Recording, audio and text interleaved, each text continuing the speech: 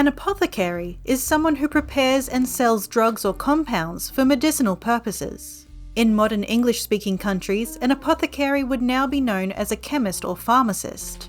In other languages, the word apothecary is still used to refer to a retail pharmacy or a pharmacist who owns one. Apothecary's investigation of herbal and chemical ingredients was a precursor to the modern sciences of chemistry and pharmacology. The word apothecary comes from the Greek apotheke, meaning repository or warehouse, and the medieval Latin apothecarius, meaning storekeeper or druggist. The first apothecaries are believed to have traded in the Middle East in 2600 BC, with roots in ancient Babylon, ancient Egypt, and over in ancient China. The practice made its way through Europe, becoming most popular starting in medieval times. When trading became available, with big ships going to other countries and bringing back obscure flora, this opened up a whole new line of spices valued for their ancient healing, like cinnamon, black pepper, and ginger. From the 15th to the 16th century, apothecaries gained recognition as skilled practitioners in England by becoming a livery company known as the Worshipful Society of Apothecaries. By the early 1900s, chemists had discovered how to synthesize chemicals of plants, and the modern pharmacy was born. Today there are still shops that call themselves apothecaries, where herbalists still make their own remedies, body products, and all natural cleaning agents out of whole herbs that they have grown or gathered. In medieval times, if you needed medicine, you had three choices. Go to the local monastery and hope that they had a physic garden where they were growing medicinal herbs. Go out and gather your own herbs and hope that you can do so correctly. Or go to the town apothecary shop. Apothecaries had to know what each plant looked like, which part of the plant to harvest, and the right time to harvest it. Some had a garden where they would grow all of their medicinal plants, and some gathered from the countryside. Apothecaries would also often act as doctors.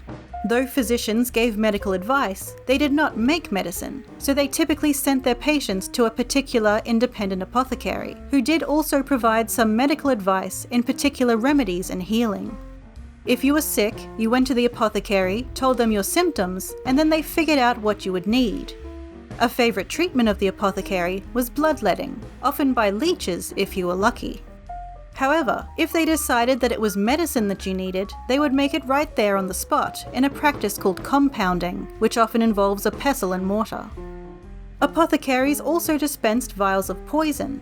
Many medicines could either be beneficial or harmful if inappropriately used.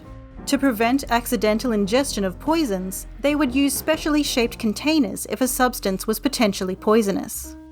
Besides medicines and spices, you could find many other things at the apothecary shop, just like a modern pharmacy. The apothecaries would make cosmetics, perfumes, shampoos and soaps, cleaning agents, and dyes for clothes. Many recipes included herbs, minerals, and pieces of animal meat, fat, and skins. These were ingested, made into a paste for external use, or used as aromatherapy. Some of these are similar to natural remedies still used today, including catnip, chamomile, fennel, mint, garlic, and witch hazel. Many other ingredients used in the past, such as urine, fecal matter, earwax, human fat, and saliva, are no longer used and are generally considered ineffective or unsanitary.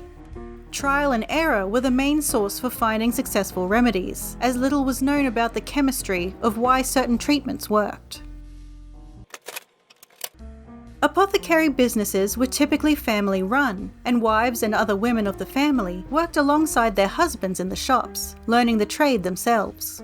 At this time, women were still not allowed to train and be educated in universities, so this allowed them a chance to be trained in medical knowledge and healing. Previously, women had some influence over women's healthcare, such as serving as midwives and other feminine care, as this was a subject that was not considered appropriate for males.